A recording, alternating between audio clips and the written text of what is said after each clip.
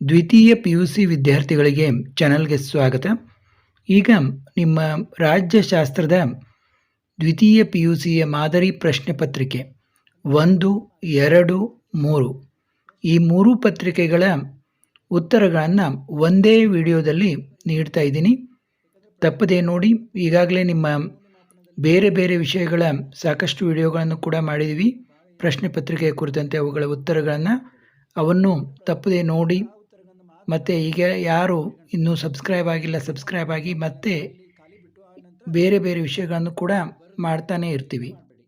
ಈಗ ಕೆಳಗಿನ ಪ್ರಶ್ನೆಗಳಿಗೆ ಸರಿಯಾದ ಉತ್ತರಗಳನ್ನು ಆಯ್ಕೆ ಮಾಡಿ ಬರೆಯಿರಿ. ನೋಡಿ, ಮರು ಮತದಾನದ ವಿಷಯಕ್ಕೆ ಸಂಬಂಧಿಸಿದಂತೆ ಕೆಳಗೆ ನೀಡಿರುವ ಯಾವ ಹೇಳಿಕೆಯು ಸರಿಯಾಗಿದೆ? ನೋಡಿ, ಇಲ್ಲಿ ಮತದಾನದ ಸಮಯದಲ್ಲಿ ಮತಯಂತ್ರದ ನಾಶ, ಮತದಾರನು ಚುನಾವಣಾ ನಿಯಮಗಳನ್ನು ಉಲ್ಲಂಘಿಸುವುದು, ಮತದಾನ ರಹಸ್ಯವನ್ನು ಉಲ್ಲಂಘಿಸುವುದು, ಮತ ಹಾಕಲು ಮತದಾರನು ನಿರಾಕರಿಸುವುದು. ನೋಡಿ, ಮರು ಮತದಾನದ ವಿಷಯಕ್ಕೆ ಮತ ಹಾಕಲು ಮತದಾರನು ನಿರಾಕರಿಸುವುದು ಇದಂತೆ ನಿಮ್ಗೆ ಗೊತ್ತೇ ಇದೆ. ಅದು ನಿರಾಕರಿಸಿ ಮಾಡಿದ್ರೆ ಮತ್ತೆ ಯಾಕೆ ಮರು ಮತದಾನ ಮಾಡ್ತಾರ? ಇಲ್ಲಿ ಯಾವುದು ಸರಿ ಅಂತ ಅನಿಸ್ತದೆ? ನೋಡಿ, ಮತದಾನದ ಸಮಯದಲ್ಲಿ ಮತಯಂತ್ರದ ನಾಶ, ಮತದಾರರು ಚುನಾವಣಾ ನಿಯಮಗಳನ್ನು ಉಲ್ಲಂಘಿಸುವುದು, ಮತದಾನ ರಹಸ್ಯವನ್ನು ಉಲ್ಲಂಘಿಸುವುದು. ಇದರಲ್ಲಿ ಇವೆಲ್ಲ ನಾವು ನೋಡಿದಾಗ ನೋಡಿ, ಬಿ ಮಾತ್ರ ಮತದಾರನು ಚುನಾವಣಾ ನಿಯಮಗಳನ್ನು ಉಲ್ಲಂಘಿಸುವುದು. ಇಲ್ಲ, ಇಲ್ಲಿ ಬಿ ಮತದಾನದ ಸಮಯದಲ್ಲಿ ಮತಯಂತ್ರದ ನಾಶ. ನೋಡಿ, ಒಬ್ಬನೇ ನಿಯಮ ಉಲ್ಲಂಘಿಸಿದ್ರೆ ಅದೇನು ಸಂಬಂಧ ಬೀಳೋದಿಲ್ಲ. ಮತದಾನದ ಸಮಯದಲ್ಲಿ ಮತಯಂತ್ರನೇ ನಾಶ ಆದರೆ ಬಹಳಷ್ಟು ಜನರಿಗೆ ಅದರಿಂದ ಇದಾಗ್ತದೆ. ಆದ ಕಾರಣ ಮರು ಮತದಾನಕ್ಕೆ ಅವಾಗ ನಾವು ಇದನ್ನು ಮಾಡ್ಬೋದು. ವಿಶ್ವ ಪರಿಸರದ ದಿನಾಚರಣೆಯನ್ನು ಈ ದಿನದಂದು ಆಚರಿಸಲಾಗುವುದು. ನೋಡಿ, ತುಂಬ ಸುಲಭವಾದ ಪ್ರಶ್ನೆ. ದಿನಾಚರಣೆಗಳನ್ನು ಕೆಲವೊಂದನ್ನು ನೀವು ನೆನಪಿನಲ್ಲಿ ಇಡಬೇಕಾಗ್ತದೆ. ಇದು ಉತ್ತರ ಡಿ, 5ನೇ ಜೂನ್ ವಿಶ್ವ ಪರಿಸರ ದಿನಾಚರಣೆ. ಲಿಬಿಯಾದ ನಿರಂಕುಶಾಧಿಕಾರಿ ಯಾರು? ನೋಡಿ, ಲಿಬಿಯಾದ ನಿರಂಕುಶಾಧಿಕಾರಿ ಮ್ಯೂಮರ್ ಗಡಾಫಿ. ಉತ್ತರ ಬಿ. ಯಾವ ಸಂಘಟನೆಯು ಮುಂದಿನ ಪೀಳಿಗೆಯನ್ನು ಯುದ್ಧವೆಂಬ ವಿಧ್ವಂಸಕಾರಿ ಪ್ರವೃತ್ತಿಯಿಂದ ರಕ್ಷಿಸುತ್ತದೆ? ನೀಡಿರುವ ಚಿತ್ರವನ್ನು ವೀಕ್ಷಿಸಿ ಕೆಳಗಿನ ಉತ್ತರವನ್ನು ಆರಿಸಿ ಎಂದಿದ್ದಾರೆ. ಇಲ್ಲಿ ನೋಡಿ, ಈ ಚಿತ್ರವನ್ನು ನೋಡಿದರೆ ನಮ್ಗೆ ಗೊತ್ತಾಗ್ತದೆ ಇದು ವಿಶ್ವಸಂಸ್ಥೆಯ ಒಂದು ಚಿತ್ರ.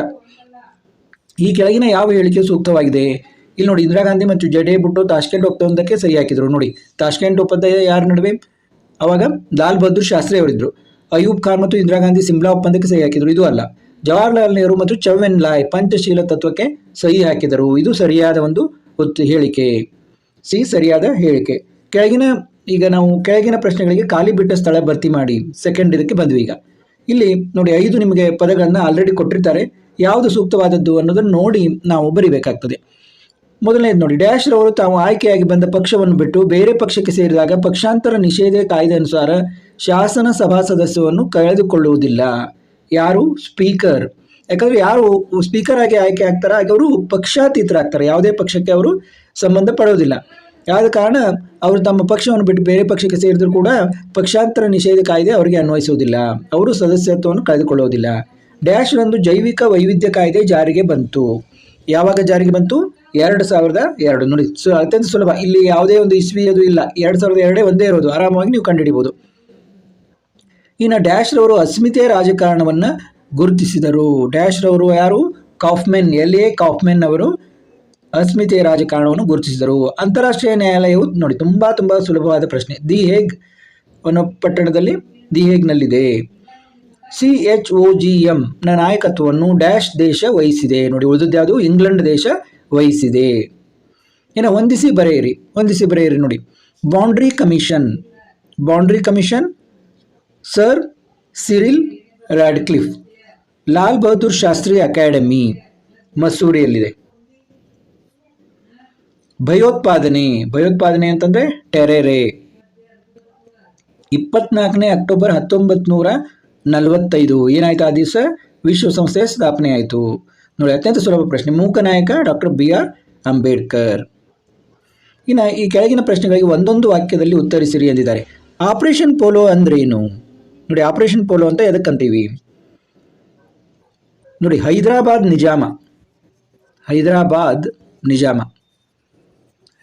ನಿಜಾಮ ಏನಾಯಿತು? ನಿಜಾಮನ ಆಡಳಿತದ ಅರಾಜಕತೆಯನ್ನು ನೀವು ಕೆಲವೊಂದು ಪದಗಳನ್ನು ನೆನಪಿಟ್ಟುಕೊಂಡು ಕೂಡ ಅದೇನು ಅಂತ ಇದು ಮಾಡ್ಕೋಬಹುದು. ಹೈದರಾಬಾದ್ ನಿಜಾಮನ ಆಡಳಿತದ ಅರಾಜಕತೆಯನ್ನು ಅಂತ್ಯಗೊಳಿಸಲಿಕ್ಕೆ ಏನು ಮಾಡಿತು? ಭಾರತದ ಸೇನೆ 1948ರಲ್ಲಿ ಸೆಪ್ಟೆಂಬರ್ನಲ್ಲಿ ಏನು ಮಾಡ್ತು, ಪೊಲೀಸ್ ಕಾರ್ಯಾಚರಣೆಯನ್ನು ಮಾಡಿತು. ಅದಕ್ಕೆ ಏನಂತೀವಿ ನಾವು, ಆಪರೇಷನ್ ಪೋಲೋ ಅಂತ ಕರಿತೀವಿ. ಅಂದರೆ ಹೈದರಾಬಾದ್ ನಿಜಾಮನ ಆಡಳಿತದ ಅರಾಜಕತೆ, ಎಲ್ಲ ಅವನ ಆಡಳಿತವನ್ನು ಎಲ್ಲ ಕೆಡಿಸಿಬಿಟ್ಟಿದ್ದ ಆತ. ಅವನ ಒಂದು ಅರಾಜಕತೆ ಎಲ್ಲಿ ಬೇಕಲ್ಲಿ ದಂಗೆ ಇದು ನಡೀತಾ ಇತ್ತು. ಆ ಒಂದು ಅರಾಜಕತೆಯನ್ನು ಅಂತ್ಯಗೊಳಿಸಲಿಕ್ಕೆ ಏನು ಮಾಡ್ತು, ಭಾರತ ಸೇನೆ 1948 ಸೆಪ್ಟೆಂಬರ್ನಲ್ಲಿ ಪೊಲೀಸ್ ಕಾರ್ಯಾಚರಣೆಯನ್ನು ಮಾಡ್ತದೆ. ಅದಕ್ಕೆ ಆಪರೇಷನ್ ಪೋಲೋ ಅಂತ ಕರೀತಾರೆ. ಇನ್ನು ಪಶ್ಚಿಮ ಘಟ್ಟ ಚಳವಳಿಯನ್ನು ಯಾರು ಪ್ರಾರಂಭಿಸಿದರು ನೋಡಿ, ಯಾರೋ ಒಬ್ಬರು ಲೀಡರ್ ಬರೋದಿಲ್ಲ ಇಲ್ಲಿ.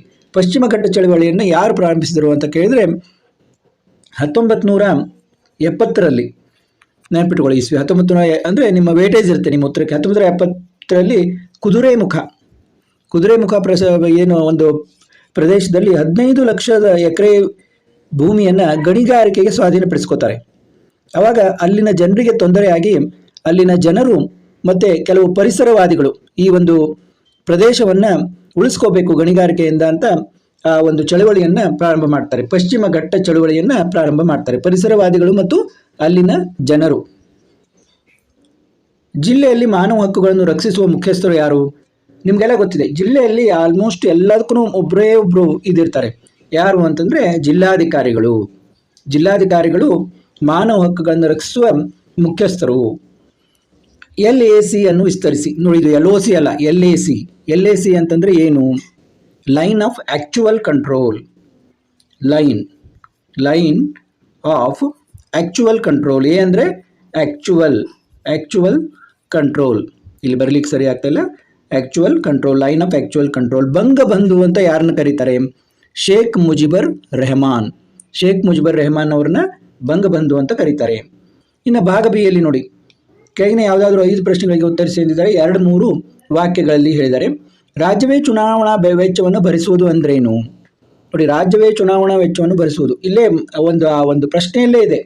ಅಂದರೆ ಈಗ ಚುನಾವಣೆಗೆ ನಿಲ್ಲಲಿಕ್ಕೆ ಹಣ ಇದ್ದವರಿಗೆ ಮಾತ್ರ ಸಾಧ್ಯ. ಹಣ ಇಲ್ಲದವರು ಎಷ್ಟೇ ಒಳ್ಳೆಯವರಾದರೂ ಚುನಾವಣೆಯಲ್ಲಿ ನಿಲ್ಲಲಿಕ್ಕೆ ಆಗೋದಿಲ್ಲ. ಯಾಕಂದರೆ ಭಾಳ ಖರ್ಚಾಗ್ತದೆ ಪ್ರಚಾರ ಮಾಡಲಿಕ್ಕೆ ಎಲ್ಲ. ಆದ ಕಾರಣ ಇಲ್ಲೇನಾಗ್ತದೆ, ಬಹಳಷ್ಟು ಹಣ ಇದ್ದವರು ತಮ್ಮ ಕಪ್ಪು ಹಣದಿಂದ ಗೆದ್ದು ಬರ್ತಾರೆ. ಅದಕ್ಕೆ ಕಪ್ಪು ಹಣದ ಹಾವಳಿಯನ್ನು ತಡೆಯಲು ಈ ಒಂದು ವರ್ಡನ್ನು ನೆನಪಿನಲ್ಲಿಡಿ ನೀವು. ಕಪ್ಪು ಹಣದ ಹಾವಳಿಯನ್ನು ತಡೆಯಲು ರಾಜ್ಯವೇ ಚುನಾವಣಾ ವೆಚ್ಚವನ್ನು ಭರಿಸುವುದು ಅಂತ ಹೇಳ್ತಾರೆ. ಕಪ್ಪು ಹಣದ ಹಾವಳಿಯನ್ನು ತಡೆಯಲು ರಾಜ್ಯವೇ ಚುನಾವಣಾ ವೆಚ್ಚವನ್ನು ಭರಿಸುವುದು ಅಂದರೆ ಏನು? ಒಂದು ಚುನಾವಣೆಗೆ ನಿಂತಿರ್ತಾನಲ್ಲ, ಆ ಒಂದು ಅಭ್ಯರ್ಥಿಯ ಚುನಾವಣಾ ವೆಚ್ಚವನ್ನು ರಾಜ್ಯವೇ ಭರಿಸಬೇಕು ಅಂತ. ಇದೇನು ಜಾರಿಗೆ ಬಂದಿಲ್ಲ ಇದು. ಅದು ಆ ರೀತಿ ಒಂದು ಸಲಹೆ ಇದೆ, ಆ ರೀತಿ ಮಾಡಬೇಕು ಅಂತ. ಇನ್ನು ಕೇಂದ್ರ ಸೇವೆಗಳ ಯಾವುದಾದರೂ 2 ಉದಾಹರಣೆಗಳನ್ನು ತಿಳಿಸಿ. ನೋಡಿ, ನಿಮಗೆಲ್ಲ ಗೊತ್ತಿದೆ, IAS, IPS ಹೀಗೆಲ್ಲ ಕೇಂದ್ರ ಸೇವೆಗಳ ಯಾವುದಾದರೂ 2 ಉದಾಹರಣೆಗಳನ್ನು ತಿಳಿಸಿ ಅಂತ. ಸಾಕಷ್ಟು ಉದಾಹರಣೆಗಳನ್ನು ನಾವು ಕೊಡಬಹುದು. ಈಗ ಭಾರತೀಯ ಆಡಳಿತ ಸೇವೆ, ಭಾರತೀಯ ಕಂದಾಯ ಸೇವೆ, ಭಾರತೀಯ ಅರಣ್ಯ ಸೇವೆ, ಭಾರತೀಯ ರೈಲ್ವೆ ಸೇವೆ, ಭಾರತೀಯ ರಕ್ಷಣಾ ಸೇವೆ, ಭಾರತೀಯ ಅಂಚೆ ಸೇವೆ, ಈ ರೀತಿ ಬರಿಬೋದು. ಎಲ್ಲದಕ್ಕೂ ಭಾರತೀಯ ಅಂತ ಬರೀಬೇಕು. ಭಾರತೀಯ ಆಡಳಿತ ಸೇವೆ, ಭಾರತೀಯ ಕಂದಾಯ ಸೇವೆ, ಭಾರತೀಯ ರೈಲ್ವೆ ಸೇವೆ, ಭಾರತೀಯ ರಕ್ಷಣಾ ಸೇವೆ, ಭಾರತೀಯ ಅಂಚೆ ಸೇವೆ, ಹೀಗೆ ಸಾಕಷ್ಟು ಹೇಳ್ಬೋದು. ಯಾವುದಾದ್ರು 2 ಹೇಳಿದ್ರೆ ಸಾಕು ಅವರಿಗೆ. ಕೇಂದ್ರ ಲೋಕಸೇವಾ ಆಯೋಗದ ಸದಸ್ಯರ ಪದಚ್ಯುತಿ ವಿಧಾನವನ್ನು ಬರೆಯಿರಿ. ಇಲ್ಲಿ ನೀವು 1-2-3 ವರ್ಡ್ ನೆನ್ಪಿಡಬೇಕು. ಕೇಂದ್ರ ಲೋಕಸೇವಾ ಆಯೋಗದ ಸದಸ್ಯರ ಪದಚ್ಯುತಿ ಯಾವಾಗ ಆಗ್ತದೆ? ದುರ್ನಡತೆ ಅಂದರೆ ಅವರು ಕರಪ್ಟ್ ಆಗಿದ್ದಾರೆ, ಸರಿಯಾಗಿ ನಡ್ಕೋತಾ ಇಲ್ಲ ಅಂತ. ದುರ್ನಡತೆ, ಅವರ ನಡತೆ ಸರಿಯಾಗಿಲ್ಲ. ಅವಾಗ ಏನು ಮಾಡ್ತದೆ? ಸರ್ವೋಚ್ಚ ನ್ಯಾಯಾಲಯ, ಸುಪ್ರೀಂ ಕೋರ್ಟ್ ವಿಚಾರಣೆಯನ್ನು ನಡೆಸ್ತದೆ. ಸರ್ವೋಚ್ಚ ನ್ಯಾಯಾಲಯ ಸುಪ್ರೀಂ ಕೋರ್ಟ್ ವಿಚಾರಣೆ ನಡೆಸಿ ನಂತರದಲ್ಲಿ ಸಾಬೀತಾದಲ್ಲಿ ಯಾರು ಅವರನ್ನು ಇದನ್ನು ಮಾಡ್ತಾರೆ? ರಾಷ್ಟ್ರಪತಿಯವರು ಅವರನ್ನು ಪದಚ್ಯುತಿಗೊಳಿಸ್ತಾರೆ. ಸುಪ್ರೀಂ ಕೋರ್ಟ್ ಒಂದು ವಿಚಾರಣೆಯನ್ನು ನಡೆಸಿದ ನಂತರ ರಾಷ್ಟ್ರಪತಿಯವರು ಅವರ ಒಂದು ದುರ್ನಡತೆ ಸಾಬೀತಾದಲ್ಲಿ ಅವರನ್ನು ಪದಚ್ಯುತಗೊಳಿಸ್ತಾರೆ. ಇನ್ನು ಡಾಕ್ಟರ್ BR ಅಂಬೇಡ್ಕರ್ ಅವರ 3 ಜನಪ್ರಿಯ ವಾಣಿಗಳನ್ನು ತಿಳಿಸಿ. ನೋಡಿ, BR ಅಂಬೇಡ್ಕರ್ ಅವರ ಜನಪ್ರಿಯ ವಾಣಿ ಏನಂದರೆ ಶಿಕ್ಷಣ. ಎಲ್ಲರಿಗೂ ಶಿಕ್ಷಣ ಬೇಕು ಮತ್ತು ಒಂದು ಏನೇ ನಮಗೆ ಇದಾಗಬೇಕಂದ್ರೂ ಒಂದು ಸಂಘಟನೆ ಬೇಕು.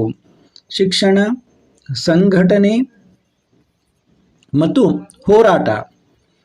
ಒಂದು ಒಳ್ಳೆಯದಕ್ಕಾಗಿ ನಾವು ಹೋರಾಟ ಮಾಡಬೇಕು. ಶಿಕ್ಷಣ, ಸಂಘಟನೆ ಮತ್ತು ಹೋರಾಟ ಅನ್ನುವು BR ಅಂಬೇಡ್ಕರ್ ಅವರ 3 ಜನಪ್ರಿಯ ವಾಣಿಗಳು. ಇನ್ನು ಕೆಳಗಿನ ಚಿತ್ರವನ್ನು ಉಲ್ಲೇಖಿಸಿ ಕಡ್ಡಾಯ ಶಿಕ್ಷಣದ ಅರ್ಥವನ್ನು ಬರೆಯಿರಿ ಎಂದರೆ. ಕಡ್ಡಾಯ ಶಿಕ್ಷಣ ಯಾರಿಗೆ ಬೇಕು? 6 ರಿಂದ 14 ವರ್ಷದ ಮಕ್ಕಳಿಗೆ ಒಂದು ಉಚಿತ ದಾಖಲಾತಿ ಅಂದರೆ ಫ್ರೀಯಾಗಿ ಅವ್ರನ್ನ ಅಡ್ಮಿಷನ್ ಮಾಡಿಸ್ಕೊಳ್ಳೋಕ್ಕಾಗ್ತದೆ. ನಿಮ್ಗೆ ಗೊತ್ತಿದೆ, ಸರ್ಕಾರಿ ಶಾಲೆಗಳಲ್ಲಿ ಫ್ರೀಯಾಗಿ ಅಡ್ಮಿಷನ್ ಮಾಡಿಸ್ಕೊತಾರೆ ಮತ್ತು ಅಟೆಂಡೆನ್ಸ್ ಕೊಡ್ತಾರೆ. ಫ್ರೀಯಾಗಿ ಉಚಿತ ದಾಖಲಾತಿ ಮತ್ತು ಉಚಿತ ಹಾಜರಾತಿ ಮತ್ತು ಅವ್ರಿಗೆಲ್ಲ ವಿಧದ ಶಿಕ್ಷಣವನ್ನು ಪಡೆಯಲು ಮಕ್ಕಳಿಗೆ ಎಲ್ಲ ವಿಧದ ಸವಲತ್ತುಗಳನ್ನು ಕೊಡ್ತಾರೆ. ಅವರಿಗೆ ಉಚಿತ ಒಂದು ಮಿಡ್ ಡೇ ಮೀಲ್ಸು ಇವೆಲ್ಲ ನಿಮ್ಗೆ ಗೊತ್ತಿರಬೇಕು. ಅವನ್ನೆಲ್ಲ ಕೊಟ್ಟು ಅವರಿಗೆ ಒಂದು ಪ್ರಾಥಮಿಕ ಶಿಕ್ಷಣವನ್ನು ಪಡೆಯಲಿಕ್ಕೆ ಅವರಿಗೆ ಅನುವು ಮಾಡಿಕೊಡ್ತಾರೆ. ಇದಕ್ಕೆ ಕಡ್ಡಾಯ ಶಿಕ್ಷಣ ಅಂತ ನಾವು ಕರಿತೀವಿ. NDA ಮೈತ್ರಿಕೂಟದ ಯಾವುದಾದ್ರೂ 2 ರಾಜಕೀಯ ಪಕ್ಷಗಳನ್ನು ತಿಳಿಸಿ. ನೋಡಿ, ನಿಮಗೆ ಗೊತ್ತಿರ್ಬೋದು, ಬಿಜೆಪಿ, ಸಂಯುಕ್ತ ಜನತಾದಳ, ಲೋಕ ಜನಶಕ್ತಿ, JDS, ಸಂಯುಕ್ತ ಜನತಾದಳ, ಲೋಕ ಜನಶಕ್ತಿ. ಅಂತಾರಾಷ್ಟ್ರೀಯ ಸಂಬಂಧಗಳನ್ನು ವ್ಯಾಖ್ಯಾನಿಸಿ. ನೋಡಿ, ಅಂತಾರಾಷ್ಟ್ರೀಯ ಸಂಬಂಧಗಳನ್ನು ಯಾವ ರೀತಿ ಸುಲಭವಾಗಿ ನಾವು ವ್ಯಾಖ್ಯಾನಿಸಬಹುದು. ರಾಷ್ಟ್ರಗಳ ನಡುವೆ ಉಂಟಾಗುವ ಎಲ್ಲ ಪ್ರಕ್ರಿಯೆಗಳ ಕುರಿತು ಅಂತಾರಾಷ್ಟ್ರೀಯ ವ್ಯವಸ್ಥೆಯೊಳಗೆ ನಡೆಯುವ ಅಧ್ಯಯನವಾಗಿರುತ್ತದೆ. ನೋಡಿ, ಅಂದರೆ ದೇಶದ ನಡುವೆ ಉಂಟಾಗುವಂಥ ಎಲ್ಲ ಪ್ರಕ್ರಿಯೆಗಳು, ಯಾವುದೇ ಪ್ರಕ್ರಿಯೆ ಆಗಲಿ, ಎಲ್ಲ ಪ್ರಕ್ರಿಯೆಗಳ ಕುರಿತು ನಾವು ಅಧ್ಯಯನ ನಡೆಸೋದು. ಎಲ್ಲಿ? ಅಂತಾರಾಷ್ಟ್ರೀಯ ವ್ಯವಸ್ಥೆಯೊಳಗೆ ನಡೆಸುವಂಥ ಅಧ್ಯಯನಕ್ಕೆ ಅಂತಾರಾಷ್ಟ್ರೀಯ ಸಂಬಂಧಗಳು ಅಂತ ನಾವು ಕರಿತೀವಿ. ಪೆರಿಸ್ಟ್ರೋಯಿಕ್ ಮತ್ತು ಗ್ಲಾಸ್ನಾಸ್ಟ್ ಅಂದರೆ ಏನು?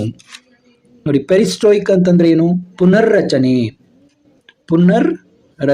ಮತ್ತೊಮ್ಮೆ ರಚನೆ ಮಾಡೋದು ಅಂತ, ಪುನರ್ರಚನೆ. ಗ್ಲಾಸ್ನಾಸ್ಟ್ ಅಂದರೆ ಮುಕ್ತತೆ, ಪುನರ್ರಚನೆ ಮತ್ತು ಮುಕ್ತತೆ. ಇಷ್ಟು ಹೇಳಿದ್ರೆ ಸಾಕು ನೀವು. ಪೆರಿಸ್ಟ್ರೋಯಿಕ್ ಅಂದರೆ ಪುನರ್ರಚನೆ, ಗ್ಲಾಸ್ನಾಸ್ಟ್ ಅಂದರೆ ಮುಕ್ತತೆ. ಇದನ್ನು ಯಾವಾಗ ಹೇಳಿದ್ರು? ನಿಮ್ಗೆ ಗೊತ್ತಿದ್ರೆ ಬರೀಬೋದು. 1985ರಲ್ಲಿ ರಷ್ಯಾದ ಅಧ್ಯಕ್ಷ ಮಿಖೈಲ್ ಗೋರ್ಬಚೇವ್ ಜಾರಿಗೆ ತಂದಂಥ ಆರ್ಥಿಕ ಮತ್ತು ರಾಜಕೀಯ ಸುಧಾರಣೆಗಳು.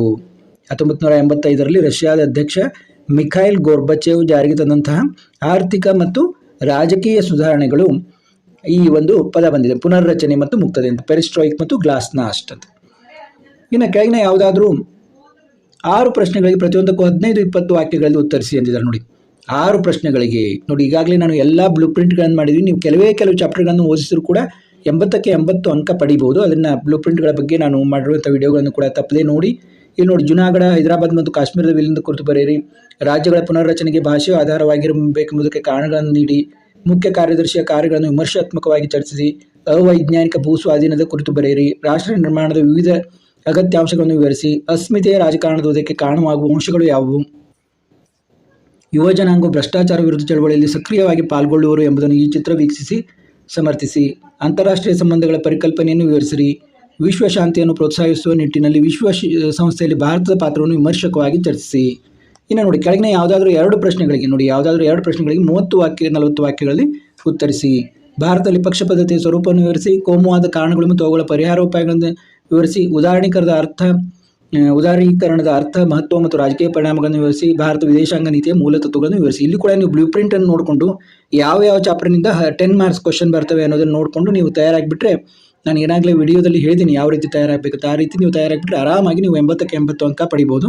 ಈಗ ನಿಮ್ಮ ದ್ವಿತೀಯ PUC ಮಾದರಿ ಪ್ರಶ್ನೆ ಪತ್ರಿಕೆ 2 ನೋಡಿ, ಪೊಲಿಟಿಕಲ್ ಸೈನ್ಸ್ ರಾಜ್ಯಶಾಸ್ತ್ರದ ಮಾದರಿ ಪ್ರಶ್ನೆ ಪತ್ರಿಕೆ 2 ನೋಡೋಣ.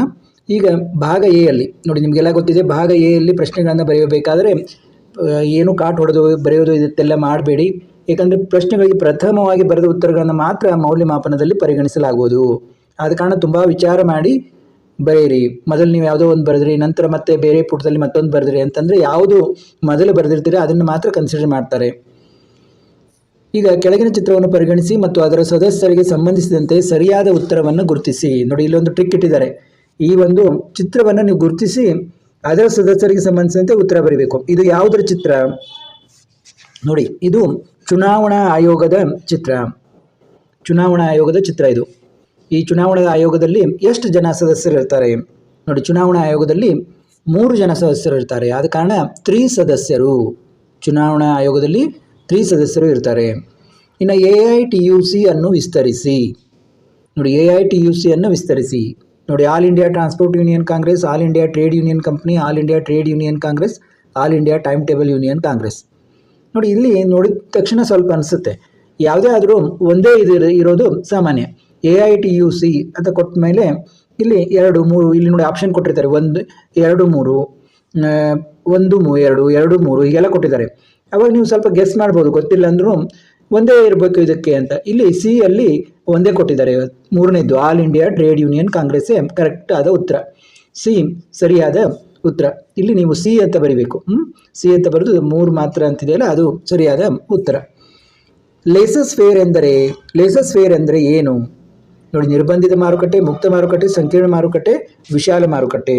ನೋಡಿ, ಲೇಸಸ್ ಫೇರ್ ಅಂತಂದರೆ ಮುಕ್ತ ಮಾರುಕಟ್ಟೆ. ಉತ್ತರ ಬಿ, ಮುಕ್ತ ಮಾರುಕಟ್ಟೆ.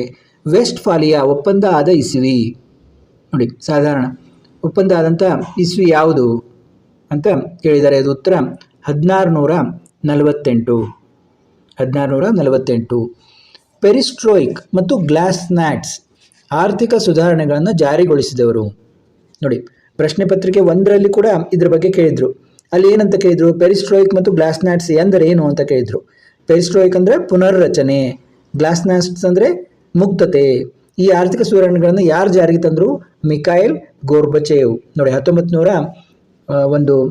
1985ರಲ್ಲಿ ರಷ್ಯಾದ ಅಧ್ಯಕ್ಷರಾದಂತಹ ಮಿಖಾಯಿಲ್ ಗೋರ್ಬಚೇವ್ ಅವರು ಈ ಪೆರಿಸ್ಟ್ರೋಯಿಕ್ ಮತ್ತು ಗ್ಲಾಸ್ನಾಟ್ಸ್ ಅನ್ನುವಂಥ ಆರ್ಥಿಕ ಸುಧಾರಣೆಯನ್ನು ಜಾರಿಗೆ ತಂದರು. ಆದ ಕಾರಣ ಇದನ್ನೆಲ್ಲ ನೆನಪಿನಲ್ಲಿ ಇಟ್ಕೊಳ್ಳಿ. 1985ನೇ ಇಸ್ವಿ ರಷ್ಯಾದ ಅಧ್ಯಕ್ಷ ಮಿಖಾಯಿಲ್ ಗೋರ್ಬಚೇವ್ ಅವರು ಪೆರಿಸ್ಟ್ರೋಯಿಕ್ ಮತ್ತು ಗ್ಲಾಸ್ನಾಟ್ಸ್ ಆರ್ಥಿಕ ಸುಧಾರಣೆ ಜಾರಿಗೆ ತಂದರು. ಪೆರಿಸ್ಟ್ರೋಯಿಕ್ ಅಂದರೆ ಪುನರ್ರಚನೆ, ಗ್ಲಾಸ್ನಾಟ್ಸ್ ಅಂದರೆ ಮುಕ್ತತೆ. ಇನ್ನು ಕೆಳಗಿನ ಪ್ರಶ್ನೆಗಳಿಗೆ ಖಾಲಿ ಬಿಟ್ಟ ಸ್ಥಳಗಳನ್ನು ಭರ್ತಿ ಮಾಡಿ ಅಂದರೆ ಇಲ್ಲಿ ಕೂಡ ನೀವು ಸ್ವಲ್ಪ ಓದಿದ್ರೆ ಗೆಸ್ ಮಾಡ್ಬೋದು. ಡ್ಯಾಶ್ ರಂದು ಪಕ್ಷಾಂತರ ನಿಷೇಧ ಕಾಯ್ದೆ ಜಾರಿಗೆ ಬಂದಿತು. ಯಾವಾಗ ಜಾರಿಗೆ ಬಂತು ಪಕ್ಷಾಂತರ ನಿಷೇಧ ಕಾಯ್ದೆ? 1985ರಲ್ಲಿ ನೋಡಿ. ಇಲ್ಲಿ ಇರುವ ಇಸ್ವಿ 2 1985 2010 ನೋಡಿ. ಇತ್ತೀಚೆಗೆ ಅಂತ ಬಂದಿಲ್ಲ ಅದು. ಅಂದಮೇಲೆ 1985ರಲ್ಲಿ ಪಕ್ಷಾಂತರ ನಿಷೇಧ ಕಾಯ್ದೆ ಜಾರಿಗೆ ಬಂತು. ಇನ್ನು 7ನೇದು ನೋಡಿ, ಡ್ಯಾಶ್ ರವರು ನರ್ಮದಾ ಬಚಾವೋ ಆಂದೋಲನದ ನಾಯಕರಾಗಿರುವರು. ಯಾರು? ಮೇಧಾ ಪಾಟ್ಕರ್ ಅವರು. 7ನೇದ್ದು.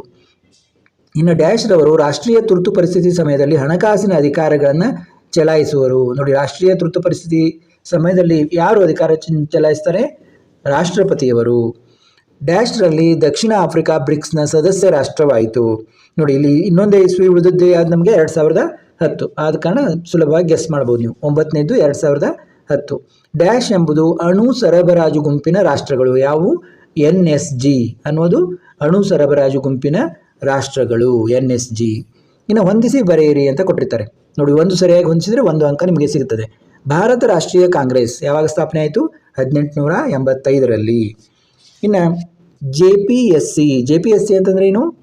ಜಂಟಿ ಲೋಕಸೇವಾ ಆಯೋಗ, ಜಾಯಿಂಟ್ ಪಬ್ಲಿಕ್ ಸರ್ವಿಸ್ ಕಮಿಷನ್. ಜಂಟಿ ಲೋಕಸೇವಾ ಆಯೋಗ, ಜಾಯಿಂಟ್ ಪಬ್ಲಿಕ್ ಸರ್ವಿಸ್ ಕಮಿಷನ್ ಇಂಗ್ಲೀಷ್ನಲ್ಲಿ. ಭ್ರಷ್ಟಾಚಾರ ನಿಷೇಧ ಕಾಯ್ದೆ ನೋಡಿ. ಭ್ರಷ್ಟಾಚಾರ ನಿಷೇಧ ಕಾಯ್ದೆ ಯಾವಾಗ ಬಂತು? 1988ರಲ್ಲಿ ನೋಡಿ. ಡಿ ರಿಪಬ್ಲಿಕಾವನ್ನು ಬರೆದವರು ಜೀನ್ ಬೋಡಿನ್ ನೋಡಿ. ಇದು ರಿಪಬ್ಲಿಕ್ ಅಲ್ಲ, ಡಿ ರಿಪಬ್ಲಿಕಾ. ಮಾನವ ಹಕ್ಕುಗಳ ಸಾರ್ವತ್ರಿಕ ಘೋಷಣೆ, UDHR, ಮಾನವ ಹಕ್ಕುಗಳ ಸಾರ್ವತ್ರಿಕ ಘೋಷಣೆ. ಇನ್ನು ಕೆಳಗಿನ ಪ್ರಶ್ನೆಗಳಿಗೆ ಒಂದೊಂದು ವಾಕ್ಯದಲ್ಲಿ ಉತ್ತರಿಸಿರಿ ಅಂತಂದರೆ, ಯಾವ ಸಭೆಯು ಮಧ್ಯಂತರ ಸರ್ಕಾರವನ್ನು ರಚಿಸಿತು? ಯಾವ ಸಭೆ ರಚಿಸಿತು? ರಾಜ್ಯಾಂಗ ರಚನಾ ಸಭೆ. ರಾಜ್ಯಾಂಗ ರಚನಾ ಸಭೆ ಏನು ಮಾಡಿತು? ಮಧ್ಯಂತರ ಸರ್ಕಾರವನ್ನು ರಚಿಸಿತು. ಇನ್ನು ಆರ್ಥಿಕ ತಾರತಮ್ಯ ಅಂತಂದ್ರೇನು? ನೀವು ಕೆಲವೊಂದು ವರ್ಡ್ಗಳನ್ನು ನೆನಪಿಟ್ಕೊಂಡು ಹೇಳ್ಬೋದು. ಆರ್ಥಿಕ ತಾರತಮ್ಯಕ್ಕೆ ಏನು ಮೇನ್ ಆಧಾರ? ಸಂಪತ್ತಿನ ಅಸಮಾನ ಹಂಚಿಕೆ ನೋಡಿ. ಸಮಾನವಲ್ಲದ ಹಂಚಿಕೆ. ಈ ಸಂಪತ್ತಿನ ಅಸಮಾನ ಹಂಚಿಕೆಯಿಂದ ಏನಾಗ್ತದೆ? ಬಡವರು ಬಲ್ಲಿದರು, ಉಳ್ಳವರು ಉಳ್ಳದವರು, ಹೀಗೆಲ್ಲ ಒಂದು ಸಮಾಜದಲ್ಲಿ ಏರುಪೇರು ಆಗ್ತದೆ. ಈ ಉಳ್ಳವರು ಏನು ಮಾಡ್ತಾರಾಗ? ಉಳ್ಳದವರ ಮೇಲೆ ಅಂದರೆ ಇದ್ದವರು ಇಲ್ಲದವರ ಮೇಲೆ ಶೋಷಣೆ ಮಾಡ್ತಾರೆ. ಆ ಶೋಷಣೆ ಮಾಡುವ ಪ್ರಕ್ರಿಯೆಗೆ ನಾವೇನಂತೀವಿ? ಆರ್ಥಿಕ ತಾರತಮ್ಯ. ಅಂದರೆ ಇದ್ದವರು ಇಲ್ಲದವರ ಮೇಲೆ ಮಾಡುವಂಥ ಒಂದು ಶೋಷಣೆಗೆ ನಾವು ಆರ್ಥಿಕ ತಾರತಮ್ಯ ಅಂತ ಕರಿತೀವಿ. ಸಾವಿತ್ರಿಬಾ ಫುಲೆ ಅವರು ಯಾವ ರಾಜ್ಯಕ್ಕೆ ಸೇರಿದವರು? ನೋಡಿ, ಫುಲೆ ಅನ್ನೋದು ಕಾಮನ್ ಆಗಿ ಯಾವ ರಾಜ್ಯದಲ್ಲಿ ಇದೆ? ಮಹಾರಾಷ್ಟ್ರದಲ್ಲಿ ಫುಲೆ ಅನ್ನೋ ಒಂದು ಇದಿದೆ. ಭಾರತ ಸಂವಿಧಾನದ ಯಾವ ವಿಧಿಯು ವಿದೇಶಾಂಗ ನೀತಿಯ ಬಗ್ಗೆ ಉಲ್ಲೇಖಿಸುತ್ತದೆ? ನೋಡಿ, ವಿದೇಶಾಂಗ ನೀತಿಯ ಬಗ್ಗೆ ಉಲ್ಲೇಖ ಯಾವ ಇದರಲ್ಲಿದೆ? 51ನೇ ವಿಧಿ. 51ನೇ ವಿಧಿ ಏನು ಮಾಡ್ತದೆ? ವಿದೇಶಾಂಗ ನೀತಿಯ ಬಗ್ಗೆ ಉಲ್ಲೇಖಿಸುತ್ತದೆ. ಬಾಂಗ್ಲಾದೇಶ ಯಾವಾಗ ಎಂದು ಉದಯಿಸಿತು?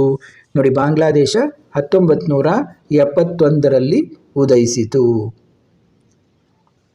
ನೋಡಿ, ಭಾರತ ಮತ್ತು ಪಾಕಿಸ್ತಾನ ಇದಾದಾಗ ಬಾಂಗ್ಲಾದೇಶ ಆಗಿರಲಿಲ್ಲ. 1971ರಲ್ಲಿ ಬಾಂಗ್ಲಾದೇಶ ಉದಯವಾಗ್ತದೆ. ಕೆಳಗಿನ ಯಾವುದಾದ್ರೂ 5 ಪ್ರಶ್ನೆಗಳಿಗೆ ಪ್ರತಿಯೊಂದಕ್ಕೂ 2-3 ವಾಕ್ಯಗಳಲ್ಲಿ ಉತ್ತರಿಸಿ. ನೋಡಿ, ಇಲ್ಲಿ ನಿಮಗೆ ಎಲ್ಲ ಪ್ರಶ್ನೆಗಳಿಗೂ ಬರೀಬೇಕು ಅನ್ನೋದಿಲ್ಲ. ನೋಡಿ, ಭಾಗ ಎ ಮಾತ್ರ ಕಂಪಲ್ಸರಿ ಎಲ್ಲ ಬರೀಬೇಕು, ಅಲ್ಲಿ ಚಾಯ್ಸ್ ಇರೋದಿಲ್ಲ.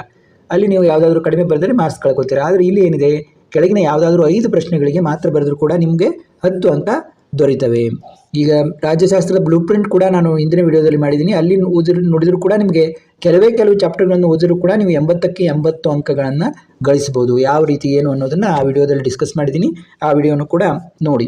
ಈಗ ಏಕಪಕ್ಷ ಪದ್ಧತಿ ಅಂದರೆ ಏನು ನೋಡಿ, ಹೆಸರಿನಿಂದನೇ ನಮ್ಗೆ ಗೊತ್ತಾಗ್ತದೆ. ಏಕಪಕ್ಷ ಅಂತಂದರೆ ಒಂದೇ ಪಕ್ಷ ಇರುವಂಥ ಪದ್ಧತಿ. ಒಂದು ರಾಷ್ಟ್ರದ ರಾಜಕೀಯ ವ್ಯವಸ್ಥೆಯಲ್ಲಿ ನೋಡಿ, ಅದನ್ನೇ ಒಂದು ವಾಕ್ಯ ಮಾಡಿ ನೀವು ಹೇಳಬೇಕು. ಒಂದು ರಾಷ್ಟ್ರದ ರಾಜಕೀಯ ವ್ಯವಸ್ಥೆಯಲ್ಲಿ ಕೇವಲ ಒಂದು ಪಕ್ಷ ಮಾತ್ರ ಅಸ್ತಿತ್ವದಲ್ಲಿದ್ದರೆ ಅದನ್ನು ಏಕಪಕ್ಷ ಪದ್ಧತಿ ಎನ್ನುವರು. ಉದಾಹರಣೆ ಏನು ಹೇಳ್ಬೋದು ನೀವು? ಚೀನಾದಲ್ಲಿ ಏನಿದೆ? ಕಮ್ಯುನಿಸ್ಟ್ ಪಕ್ಷ ಚೀನಾದಲ್ಲಿ ಒಂದೇ ಒಂದು ಪಕ್ಷ, ಮತ್ತು ಯಾವುದೇ ಪಕ್ಷಕ್ಕೆ ಅಲ್ಲಿ ಸ್ಥಾನ ಇಲ್ಲ. ಏಕಪಕ್ಷ ಪದ್ಧತಿ ಅಂತಂದರೆ ಒಂದೇ ಒಂದು ರಾಷ್ಟ್ರದ ರಾಜಕೀಯ ವ್ಯವಸ್ಥೆಯಲ್ಲಿ ಕೇವಲ ಒಂದೇ ಒಂದು ಪಕ್ಷ ಇರುವುದು ಅಸ್ತಿತ್ವದಲ್ಲಿದ್ದರೆ ಇದನ್ನು ಏಕಪಕ್ಷ ಪದ್ಧತಿ ಅಂತ ಕರೀತಾರೆ. ಇನ್ನು ಕೇಂದ್ರ ಲೋಕಸೇವಾ ಆಯೋಗದ ಸದಸ್ಯರಿಗಿರುವಂಥ ಅರ್ಹತೆಗಳು ಯಾವುವು ನೋಡಿ, ಇಲ್ಲಿ ಅರ್ಧದಷ್ಟು ಸದಸ್ಯರು ಏನು ಮಾಡಬೇಕಾಗ್ತದೆ? 10 ವರ್ಷಗಳ ಆಡಳಿತಾತ್ಮಕ ಅನುಭವ ಇರಬೇಕಾಗ್ತದೆ ಅರ್ಧದಷ್ಟು ಸದಸ್ಯರಿಗೆ. ಇನ್ನು ಅರ್ಧದಷ್ಟು ಸದಸ್ಯರು ಸಾಮಾನ್ಯವಾಗಿ ವಿವಿಧ ಕ್ಷೇತ್ರಗಳಲ್ಲಿ ಅಮೂಲ್ಯವಾದ ಸೇವೆಯನ್ನು ಸಲ್ಲಿಸಿರ್ತಾರೆ. ಯಾವುದಾದ್ರೂ ಒಂದು ಕ್ಷೇತ್ರದಲ್ಲಿ ಅವರು ವಿವಿಧ ಕ್ಷೇತ್ರಗಳಲ್ಲಿ ಏನು ಮಾಡ್ತಾರೆ? ಅಮೂಲ್ಯವಾದ ತಮ್ಮ ಸೇವೆಯನ್ನು ಸಲ್ಲಿಸ್ತಾರೆ. ಉಳಿದ ಯಾವುದೇ ಒಂದು ಅರ್ಹತೆ ಇಲ್ಲ. ಕೆಳಗಿನ ಚಿತ್ರವನ್ನು ಗುರುತಿಸಿ ಮತ್ತು ಅದರ ಸೇವೆಗಳನ್ನು ತಿಳಿಸಿ. ನೋಡಿ, ಚಿತ್ರಗಳನ್ನು ಕೂಡ ನೀವು ಸರಿಯಾಗಿ ನೋಡಬೇಕು. ನೋಡಿ, ಫಸ್ಟ್ ಕ್ವಶನ್ ಕೂಡ ಚುನಾವಣಾ ಆಯೋಗದ ಚಿತ್ರ ಇತ್ತು. ಇಲ್ಲಿ ಯಾವ ಇದರ ಚಿತ್ರ ಇದೆ? ಇದು ಕೇಂದ್ರ ಸಚಿವಾಲಯದ ಕಟ್ಟಡ. ನೋಡಿ, ಕೇಂದ್ರ ಸಚಿವಾಲಯದ ಕಟ್ಟಡ.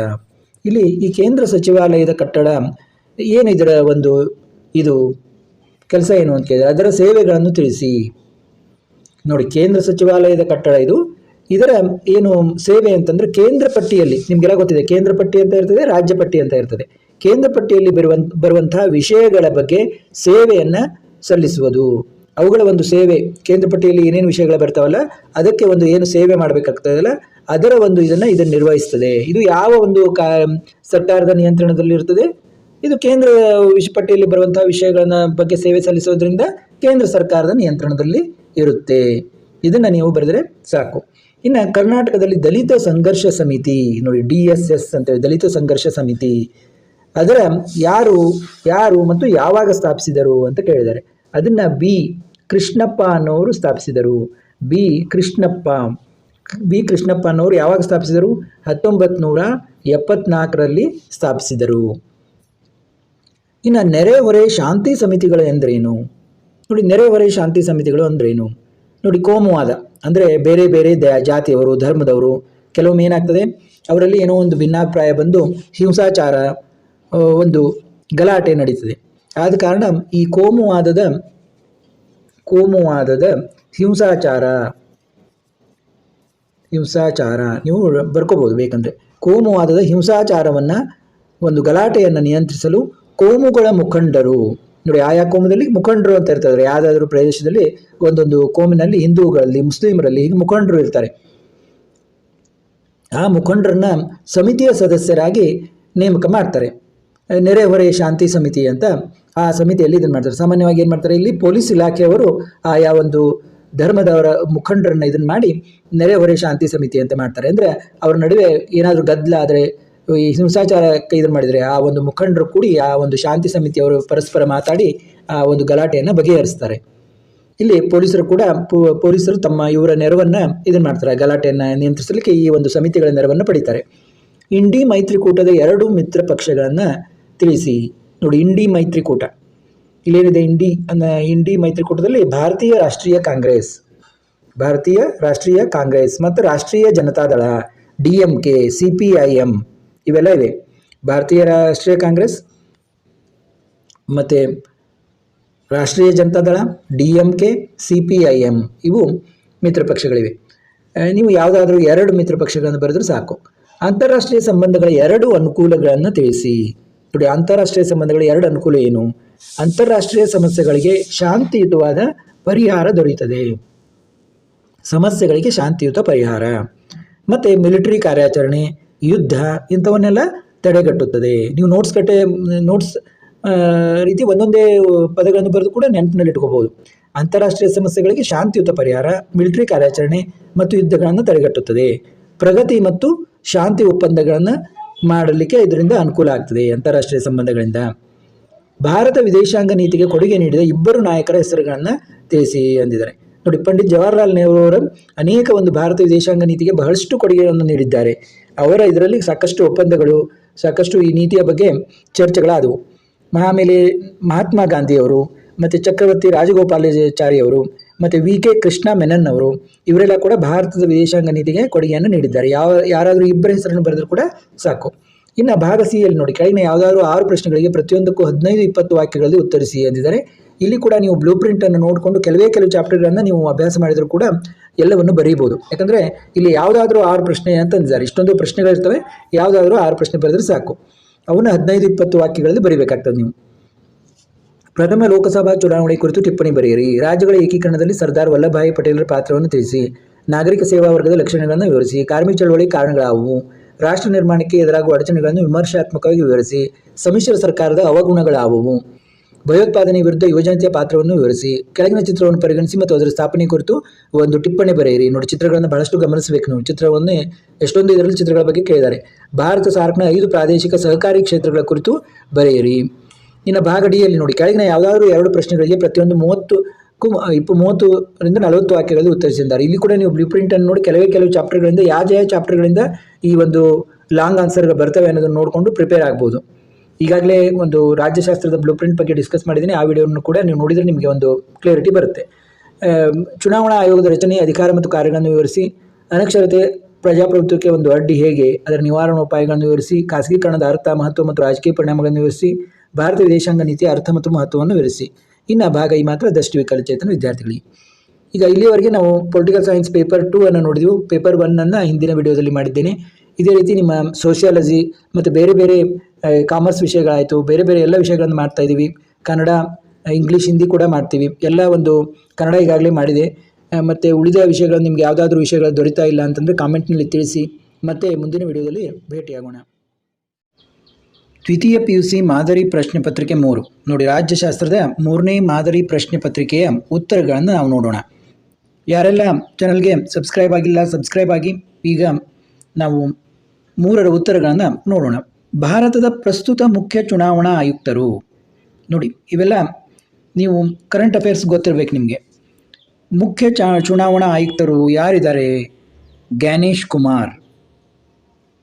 ಚೀಫ್ ಎಲೆಕ್ಷನ್ ಕಮಿಷನರ್ ಯಾರಿದ್ದಾರೆ? ಈಗ ಜ್ಞಾನೇಶ್ ಕುಮಾರ್ ಅವರು ಇದ್ದಾರೆ. ಕೆಳಗಿನ ಚಿತ್ರವನ್ನು ಪರಿಗಣಿಸಿ ಮತ್ತು ಮಹಿಳೆಯರಿಗೆ ಶಿಕ್ಷಣವನ್ನು ಪ್ರಾರಂಭಿಸಿದ ಪ್ರಥಮ ಶಿಕ್ಷಕಿಯನ್ನು ಗುರುತಿಸಿ. ನೋಡಿ, ತುಂಬ ಸುಲಭವಾದಂಥ ಪ್ರಶ್ನೆ ಇದೆ. ನೋಡಿ, ಸಾಲು ಮರದ ತಿಮ್ಮಕ್ಕ ನಿಮ್ಗೆ ಗೊತ್ತಿದೆ. ಅವರೆಲ್ಲ ಬಹಳಷ್ಟು ಗಿಡಗಳನ್ನು ನೆಟ್ಟು ವೃಕ್ಷ ಮಾತೆ ಅಂತೆಲ್ಲ ಹೆಸರಾಗಿದ್ದಾರೆ. ಇಂದಿರಾ ಗಾಂಧಿ ಗೊತ್ತಿದೆ, ನಮ್ಮ ಹಿಂದಿನ ಪ್ರಧಾನಮಂತ್ರಿ. ಪ್ರತಿಭಾ ಪಾಟೀಲ್ ಗೊತ್ತಿದೆ, ರಾಷ್ಟ್ರಪತಿ.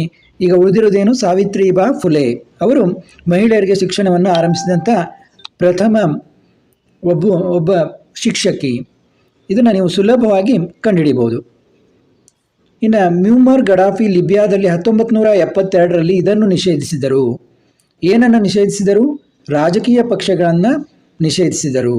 ಆದ ಕಾರಣ ಉತ್ತರ ಯಾವುದು? ನೋಡಿ, 2ನೇದ್ದು ರಾಜಕೀಯ ಪಕ್ಷಗಳನ್ನು ನಿಷೇಧಿಸಿರು ಅಂತ ಎಲ್ಲಿದೆ? 2 ಮಾತ್ರ. ಎ ಅನ್ನೋದು ಉತ್ತರ. ಅಂತಾರಾಷ್ಟ್ರೀಯ ಎಂಬ ಪದವನ್ನು ಮೊಟ್ಟ ಮೊದಲಿಗೆ ಬಳಸಿದವರು ಯಾರು? ಜೆರೆಮಿ ಬೆಂಥ್ಯಾಮ್. ಉತ್ತರ ಬಿ, ಜೆರೆಮಿ ಬೆಂಥ್ಯಾಮ್. CHOGMನ ವಿಸ್ತೃತ ರೂಪ ನೋಡಿ. CHOGM ಅನ್ನೋದರ ವಿಸ್ತೃತ ರೂಪ ಏನು? ನೋಡಿ, ನೀವು ನೋಡ್ತಾ ಬಂದರೆ ನಿಮ್ಗೆ ಗೊತ್ತಾಗ್ತದೆ. ಅದರ ವಿಸ್ತೃತ ರೂಪ Commonwealth heads of government meeting. Commonwealth heads of government meeting ಅನ್ನೋದು ವಿಸ್ತೃತ ರೂಪ. ಇನ್ನು ಕೆಳಗಿನ ಪ್ರಶ್ನೆಗಳಿಗೆ ಖಾಲಿ ಬಿಟ್ಟ ಸ್ಥಳ ಭರ್ತಿ ಮಾಡಿ. ಭಾರತ ಚುನಾವಣಾ ಆಯೋಗದ ಆಯುಕ್ತರ ಅಧಿಕಾರಾವಧಿ. ನೋಡಿ, ಇಲ್ಲಿ 5 ಅಂತ ಕನ್ಫ್ಯೂಸ್ ಆಗಬೇಡಿ. ಅಧಿಕಾರಾವಧಿ ನೋಡಿ, ತುಂಬ ಸುಲಭ ಇದೆ. 6 ವರ್ಷಗಳು ಅಂತ ಕೊಟ್ಟಿದ್ದಾರೆ. ಇಲ್ಲಿ ಯಾವುದೂ ವರ್ಷಗಳಲ್ಲಿ ಕೊಟ್ಟಿಲ್ಲ. ನಿಮ್ಗೆ ಗೊತ್ತಿಲ್ಲ ಅಂದರೂ ಗೆಸ್ ಮಾಡ್ಬೋದು ನೀವು. 6 ವರ್ಷಗಳು. ರೈತರ ಮೂಲ ಕಸುಬು ಆಗಿದೆ. ನೋಡಿ, ಎಷ್ಟು ಸಿಂಪಲ್ ಆಗಿ ಕೇಳಿದ್ದಾರೆ. ರೈತರ ಮೂಲ ಕಸುಬು ಕೃಷಿ. ಇನ್ನು ಡ್ಯಾಶ್ ಯು ಅಸ್ಮಿತೆ ರಾಜಕಾರಣವನ್ನು ಶಾಸನಬದ್ಧಗೊಳಿಸಿತು. ಯಾವುದು? LGBT. ಭದ್ರತಾ ಮಂಡಳಿಯ ಕಾಯಂ ಸದಸ್ಯರ ಸಂಖ್ಯೆ ಎಷ್ಟು? 5. ಎಷ್ಟು? 5. ಇನ್ನು ಕಾಯಂ ಅಲ್ಲದಂಥ ಸದಸ್ಯರ ಸಂಖ್ಯೆ 10 ಇರ್ತದೆ, ತಾತ್ಕಾಲಿಕ ಸದಸ್ಯರು. ಇನ್ನು 10ನೇದು ನೋಡಿ, 2013 ಇಂದಿರಾ ಗಾಂಧಿ ಶಾಂತಿ ಪ್ರಶಸ್ತಿಯನ್ನು ಪಡೆದವರು ಯಾರು ಪಡೆದರು? 2010 ಇದನ್ನು ಪಡೆದವರು ನೋಡಿ. ಇಲ್ಲಿ ಉಳಿದುದು ಒಂದೇ, ಅಂಜೆಲಾ ಮರ್ಕೆಲ್. ಇನ್ನು ವಂದಿಸಿ ಬರೆಯಿರಿ ನೋಡಿ, 3ನೇದು ವಂದಿಸಿ ಬರೆಯಿರಿಯಲ್ಲಿ ಇಲ್ಲಿ 5 ಪ್ರಶ್ನೆಗಳಿರ್ತವೆ. ಒಂದು ಸರಿಯಾಗಿ ವಂದಿಸಿದರೆ ನಿಮಗೆ 1 ಅಂಕ ನಿಮಗೆ ದೊರೀತದೆ. ಇಲ್ಲಿ ಮೊದಲನೇದು ನೋಡಿ, ಬಾಂಬೆ ವಿಭಜನೆ ಯಾವಾಗಾಯಿತು? 1960ರಲ್ಲಿ. ಇನ್ನು ಸಿ ಎ ಟಿ ಅಂತಂದರೆ ಏನು? ಕೇಂದ್ರೀಯ ಆಡಳಿತಾತ್ಮಕ ನ್ಯಾಯಮಂಡಳಿ, ಸೆಂಟ್ರಲ್ ಅಡ್ಮಿನಿಸ್ಟ್ರೇಟಿವ್ ಟ್ರಿಬ್ಯುನಲ್ ಅಂತ ಕರೀತಾರೆ ಅದನ್ನ ಇಂಗ್ಲೀಷ್ನಲ್ಲಿ. ಅದನ್ನೇ CAT ಅಂತ ಶಾರ್ಟ್ ಫಾರ್ಮ್ ಆಗಿ ಕೊಟ್ಟಿದ್ದಾರೆ. ಇನ್ನು UAPA ನೋಡಿ, UAPA ಅಂತಂದರೆ ಏನು? UAPA ಅಂತಂದರೆ ಕಾನೂನು ವಿರೋಧಿ ಚಟುವಟಿಕೆಗಳ ನಿಗ್ರಹ ಕಾಯ್ದೆ. ಇನ್ನು ಲೀಗ್ ಆಫ್ ನೇಷನ್ಸ್, ಡಿ ನೋಡಿ, ಲೀಗ್ ಆಫ್ ನೇಷನ್ಸ್ ಯಾವಾಗ ಬಂತು? ಇದಕ್ಕೆ 1920ಯಲ್ಲಿ ಲೀಗ್ ಆಫ್ ನೇಷನ್ಸ್ ಅಸ್ತಿತ್ವಕ್ಕೆ ಬಂತು. ಸತಿ ಪದ್ಧತಿಯ ನಿಷೇಧವನ್ನು ಯಾರು ಇದು ಮಾಡಿದರು? ರಾಜಾರಾಮ್ ಮೋಹನ್ ರಾಯ್ ನೋಡಿ, ಸಾಮಾಜಿಕ ಸುಧಾರಕ ರಾಜಾರಾಮ್ ಮೋಹನ್ ರಾಯ್ ಅವರು ಸತಿ ಪದ್ಧತಿಯ ನಿಷೇಧವನ್ನು ಇದನ್ನು ಮಾಡಿದರು ನೋಡಿ. ತುಂಬ ಸುಲಭವಾಗಿ ಹೊಂದಿಸಿ ಬರೆಯಿರಿ. ಇನ್ನು ಕೆಳಗಿನ ಪ್ರಶ್ನೆಗಳಿಗೆ ಒಂದೊಂದು ವಾಕ್ಯದಲ್ಲಿ ಉತ್ತರಿಸಿ. ಯಾವ ರಾಜ್ಯವನ್ನು 2014ರಲ್ಲಿ ವಿಭಜಿಸಲಾಯಿತು? ನೋಡಿ, ಕನ್ಫ್ಯೂಸ್ ಮಾಡ್ಕೋಬೇಡಿ. ಯಾವ ರಾಜ್ಯವನ್ನು ಅಂತ ಕೇಳಿದಾರೆ ಅವರು, ಆದ ಕಾರಣ ನಾವು ರಾಜ್ಯದ ಹೆಸರನ್ನು ಬರೀಬೇಕು. ಆಂಧ್ರ ಪ್ರದೇಶವನ್ನು ವಿಭಜಿಸಲಾಯಿತು. ಆಂಧ್ರ ಪ್ರದೇಶವನ್ನು ವಿಭಜಿಸಲಾಗಿ ತೆಲಂಗಾಣ ಹುಟ್ಟುಕೊಂತು. ಆಂಧ್ರ ಪ್ರದೇಶ ಮತ್ತು ತೆಲಂಗಾಣ ಅಂತ 2 ರಾಜ್ಯ ಅದು. ಅಪ್ಪಿಕೋ ಚಳವಳಿ ಎಲ್ಲಿ ಪ್ರಾರಂಭವಾಯಿತು? ನೋಡಿ, ಅಪ್ಪಿಕೋ ಚಳವಳಿ ಉತ್ತರ ಕನ್ನಡ ಜಿಲ್ಲೆಯಲ್ಲಿ ಶಿರ್ಸಿ ಮತ್ತು ಸಿದ್ದಾಪುರ ಭಾಗದಲ್ಲಿ ಪ್ರಾರಂಭವಾಯಿತು. ಉತ್ತರ ಕನ್ನಡ ಜಿಲ್ಲೆಯಲ್ಲಿ ಶಿರ್ಸಿ, ಸಿದ್ದಾಪುರ ಭಾಗದಲ್ಲಿ ಅಪ್ಪಿಕೋ ಚಳವಳಿ ಪ್ರಾರಂಭವಾಯಿತು. ಪಂಚಮರು ಎಂದರೆ ಯಾರು? ನೋಡಿ, ಸಾಮಾಜಿಕವಾಗಿ ಹಿಂದುಳಿದ ಅಸ್ಪೃಶ್ಯರನ್ನು ಪಂಚಮರು ಅಂತ ಕರೀತಾರೆ. ಸಾಮಾಜಿಕವಾಗಿ ಹಿಂದುಳಿದ ಅಸ್ಪೃಶ್ಯರನ್ನು ಪಂಚಮರು ಎಂದು ಕರೆಯಲಾಗ್ತದೆ. ಇನ್ನು ವರ್ಣಭೇದ ನೀತಿ ಅಂತಂದ್ರೆ ಏನು? ನೋಡಿ, ಹೆಸರಲ್ಲೇ ಇದೆ ವರ್ಣಭೇದ. ನೋಡಿ, ಚರ್ಮದ ಬಣ್ಣದ ಆಧಾರದ ಮೇಲೆ, ಅಂದರೆ ಸ್ಕಿನ್ ಕಲರ್ ಮೇಲೆ, ಚರ್ಮದ ಬಣ್ಣದ ಆಧಾರದ ಮೇಲೆ ಬಿಳಿಯರು ಕರಿಯರನ್ನು ಶೋಷಣೆ ಮಾಡುವ ನೀತಿಯನ್ನು ವರ್ಣಭೇದ ನೀತಿ ಅಂತ ಕರಿತೀವಿ. ಬಿಳಿಯರು ಕರಿಯರನ್ನು, ಅಂದರೆ ಕರಿಯರು ಅಂದರೆ ಕಡಿಮೆ ಅಂತ, ಬಿಳಿಯರಂದರೆ ಮೇಲಿನವರು ಹೆಚ್ಚಿನವರು ಅಂತ, ಇದು ಒಂದು ಏನು ತಿಳಿದುಕೊಂಡಿದ್ದಾರಲ್ಲ, ಇದಕ್ಕೆ ವರ್ಣಭೇದ ನೀತಿ ಅಂತ ಕರೀತಾರೆ. ಅಲಿಪ್ತ ಚಳವಳಿಯ ಒಬ್ಬ ಸ್ಥಾಪಕರನ್ನು ಹೆಸರಿಸಿರಿ. ನೋಡಿ, ಭಾರತದಲ್ಲಿ ಪಂಡಿತ್ ಜವಾಹರ್ಲಾಲ್ ನೆಹರು ಅವರು, ಒಂದು ಹೆಸರು ಬರೆದ್ರೆ ಸಾಕು ನೀವು. ಜವಾಹರ್ಲಾಲ್ ನೆಹರು ಅವರು ಅಲಿಪ್ತ ಚಳವಳಿಯ ಸ್ಥಾಪಕರು. ಇನ್ನು ಬೇರೆ ಬೇರೆ ದೇಶಗಳನ್ನು ನಾವು ನೋಡೋದಾದರೆ ಇಂಡೋನೇಷಿಯಾದಲ್ಲಿ ಸುಕಾರ್ತೋ ಅವರು, ಮತ್ತು ಈಜಿಪ್ಟ್ನಲ್ಲಿ GA ನಾಸಿರ್ ಅವರು, ಯುಗೋಸ್ಲೋವಿಯಾದಲ್ಲಿ JB ಟಿಟೋ ಅವರು. ನೋಡಿ, ಇವನ್ನೆಲ್ಲ ನೀವು ಮಾಡಿದ್ರೆ ಬರೀಬಹುದು. ಇಲ್ಲಿ ನೀವು ಕೇಳಿದ್ದು ಒಬ್ಬರೇ ಒಬ್ಬ ಸ್ಥಾಪಕರ ಬಗ್ಗೆ ಕೇಳಿದರೆ ನೀವು ಪಂಡಿತ್ ಜವಾಹರ್ಲಾಲ್ ನೆಹರು ಅವರ ಹೆಸರನ್ನು ಬರೆಯುವುದು ಸೂಕ್ತ. ಇನ್ನು JB ಟಿಟೋ, ಸುಕಾರ್ನೋ, GA ನಾಸರ್ ಅವನ್ನು ಕೂಡ ನೀವು ಬರೀಬಹುದು. ಕೆಳಗಿನ ಯಾವುದಾದ್ರೂ 5 ಪ್ರಶ್ನೆಗಳಿಗೆ ಪ್ರತಿಯೊಂದಕ್ಕೂ 2-3 ವಾಕ್ಯಗಳಲ್ಲಿ ಉತ್ತರಿಸಿ ಎಂದಿದ್ದಾರೆ. ನೋಡಿ, ಇಲ್ಲಿಂದ ನಿಮಗೆ ಭಾಗ ಬಿ ಇಂದ ನಿಮಗೆ ಚಾಯ್ಸ್ ಪ್ರಾರಂಭ ಆಯಿತು. ಭಾಗ ಎದಲ್ಲಿ ಮಾತ್ರ ಯಾವುದೇ ಚಾಯ್ಸ್ ಇರೋದಿಲ್ಲ, ಮತ್ತು ಭಾಗ ಎದಲ್ಲಿ ನೀವು ಪ್ರಥಮವಾಗಿ ಬರೆದ ಪ್ರಶ್ನೆಗಳನ್ನು ಮಾತ್ರ ಪರಿಗಣಿಸ್ತಾರೆ. ಆದ ಕಾರಣ ಯಾವುದೇ ಕಾಟೋಡಿದ ಹಾಗೆ ಪದೇ ಪದೇ ಬರೆಯದ ಹಾಗೆ ಮೊದಲೇ ಏನು ಬರೀತಿರಲ್ಲ ವಿಚಾರ ಮಾಡಿ ಬರೀಬೇಕಾಗ್ತದೆ. ಇಲ್ಲಿ ಉಪಚುನಾವಣೆ ಎಂದರೇನು ಅಂತ ಕೇಳಿದ್ದಾರೆ. ಉಪಚುನಾವಣೆ ಯಾವಾಗ ಮಾಡ್ತಾರೆ? ನೀವು ಕೆಲವೊಂದು ಪಾಯಿಂಟ್ಸ್ಗಳನ್ನು ನೆನಪಿಡಬೇಕು. ರಾಜೀನಾಮೆ ಕೊಟ್ಟರೆ, ಈಗ ಏನು ಒಂದು ಆಯ್ಕೆಯಾದಂಥ ಶಾಸಕರು ರಾಜೀನಾಮೆ ಕೊಟ್ಟರೆ, ಅಥವಾ ಯಾವುದೇ ಕಾರಣದಿಂದ ಅನರ್ಹತೆಯನ್ನು ಹೊಂದಿದರೆ ಮತ್ತು ಮರಣ ಹೊಂದಿದರೆ, ನೋಡಿ, ರಾಜೀನಾಮೆ ಕೊಟ್ಟರೆ, ಅನರ್ಹರಾದರೆ, ಮರಣ ಹೊಂದಿದರೆ, ಆವಾಗ 6 ತಿಂಗಳ ಒಳಗೆ ಮರುಚುನಾವಣೆಯನ್ನು ಮಾಡ್ತಾರೆ. ಅದಕ್ಕೆ ನಾವೇನಂತೀವಿ? ಉಪಚುನಾವಣೆ. ಅಂದರೆ ಎಲ್ಲ ಕಡೆ ನಡೆಯೋದಿಲ್ಲ. ಆವಾಗ ಎಲ್ಲಿ ಆ ರೀತಿ ಆಗಿರ್ತದೆ ಅಲ್ಲಿ ಮಾತ್ರ ಆ ಒಂದು ಕ್ಷೇತ್ರದಲ್ಲಿ ಮಾತ್ರ ಚುನಾವಣೆ ಆಗ್ತದೆ. ಅದಕ್ಕೆ ಉಪಚುನಾವಣೆ ಅಂತ ಕರಿತೀವಿ. ಇನ್ನು ಕಲ್ಯಾಣ ರಾಜ್ಯದ ಪರಿಕಲ್ಪನೆಯು ಆಡಳಿತದ ವ್ಯಾಪ್ತಿಯನ್ನು ಹೆಚ್ಚಿಸಿದೆ, ಇದನ್ನು ಪರಾಮರ್ಶಿಸಿ. ನೋಡಿ, ಮೊದಲೆಲ್ಲ ಏನಿತ್ತು? ರಾಜ ಅಂತಂದರೆ ಒಂದು ರಕ್ಷಣೆಯನ್ನು ಕೊಡೋದು, ಬೇರೆ ರಾಜ್ಯದ ಇವರು ಅವರಿಂದ ತೊಂದರೆ ಆಗದಂಗೆ ಒಂದು ರಕ್ಷಣೆಯನ್ನು ಕೊಡುವುದು ಮಾತ್ರ ಒಂದು ಕಲ್ಪನೆ ಅಂತ. ಆದರೆ ಈ ಕಲ್ಯಾಣ ರಾಜ್ಯದ ಪರಿಕಲ್ಪನೆ ಅಂತಂದರೆ ಆಧುನಿಕ ರಾಜ್ಯಗಳು ಮಾನವನ ಸರ್ವತೋಮುಖ ಪ್ರಗತಿಗೆ ಒಂದು ಕಂಕಣಬದ್ಧವಾಗಿವೆ. ಸರ್ವತೋಮುಖ ಎಲ್ಲ ರೀತಿಯ ಒಂದು ಪ್ರಗತಿ ಆಗಬೇಕು. ಆದ ಕಾರಣ ವೈಜ್ಞಾನಿಕ ಪ್ರಗತಿ ಆಗಲಿ, ಒಂದು ತಾಂತ್ರಿಕ ಪ್ರಗತಿ ಆಗಲಿ, ಕೈಗಾರಿಕಾ ಪ್ರಗತಿ ಆಗಲಿ, ಒಂದು ಕೈಗಾರಿಕಾ ಕ್ರಾಂತಿ, ಜನರ ಒಂದು ಸರ್ವತೋಮುಖ ಉನ್ನತೀಕರಣಕ್ಕೆ ಈ ಕಲ್ಯಾಣ ರಾಜ್ಯದ ಪರಿಕಲ್ಪನೆ ಇಂದಾಗಿ ಆಡಳಿತ ವ್ಯಾಪ್ತಿ ಏನಾಗಿದೆ? ಹೆಚ್ಚಾಗಿದೆ. ಅಖಿಲ ಭಾರತ ಸೇವೆಗಳು ಅಂತಂದರೆ ಏನು? ನಿಮಗೆಲ್ಲ ಗೊತ್ತಿದೆ. ಅಖಿಲ ಭಾರತ ಸೇವೆಗಳು ಅಂದರೆ IAS, IPS, IFS ಇವೆಲ್ಲ ಅಖಿಲ ಭಾರತ ಸೇವೆಗಳು. ಅಂದರೆ ಮುಖ್ಯವಾಗಿ ಏನಿಲ್ಲಿ, ಮುಖ್ಯವಾಗಿ ರಾಜ್ಯಗಳ ಆಡಳಿತದಲ್ಲಿ ಉನ್ನತ ಹುದ್ದೆಗಳಲ್ಲಿ ಏಕ ರೀತಿಯ ಶ್ರೇಷ್ಠತೆ, ಇದನ್ನು ನೆನಪಿಟ್ಕೋಬೇಕು ನೀವು. ಏಕ ರೀತಿಯ ಶ್ರೇಷ್ಠತೆ ನೋಡಿ, ಉನ್ನತ ಒಂದು ಹುದ್ದೆಗಳಲ್ಲಿ ಏಕ ರೀತಿಯ ಶ್ರೇಷ್ಠತೆಯನ್ನು ಕಾಪಾಡುವ ಉದ್ದೇಶದಿಂದ, ಮಟ್ಟವನ್ನು ಒದಗಿಸುವ ಉದ್ದೇಶದಿಂದ ರಾಜ್ಯಗಳು ಮತ್ತು ಕೇಂದ್ರಗಳ ನಡುವೆ ಅನುಭವಗಳನ್ನು ಬದಲಾಯಿಸಿಕೊಳ್ಳುವುದಾಗಿದೆ.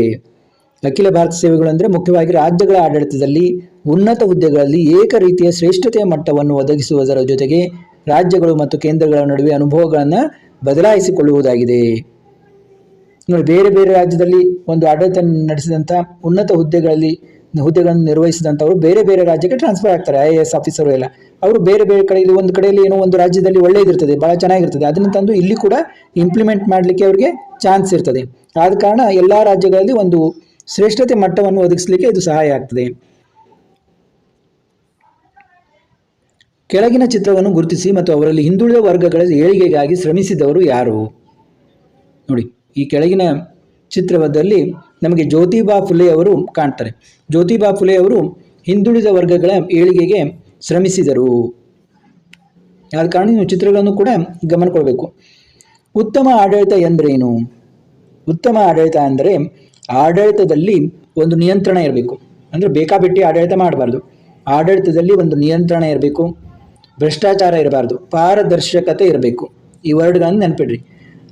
ಆಡಳಿತದಲ್ಲಿ ನಿಯಂತ್ರಣ, ಪಾರದರ್ಶಕತೆ ಮತ್ತು ಜವಾಬ್ದಾರಿಯಿಂದ ಮಾಡಬೇಕು. ಜವಾಬ್ದಾರಿತನ ಮತ್ತು ಸ್ಪಂದನೆ.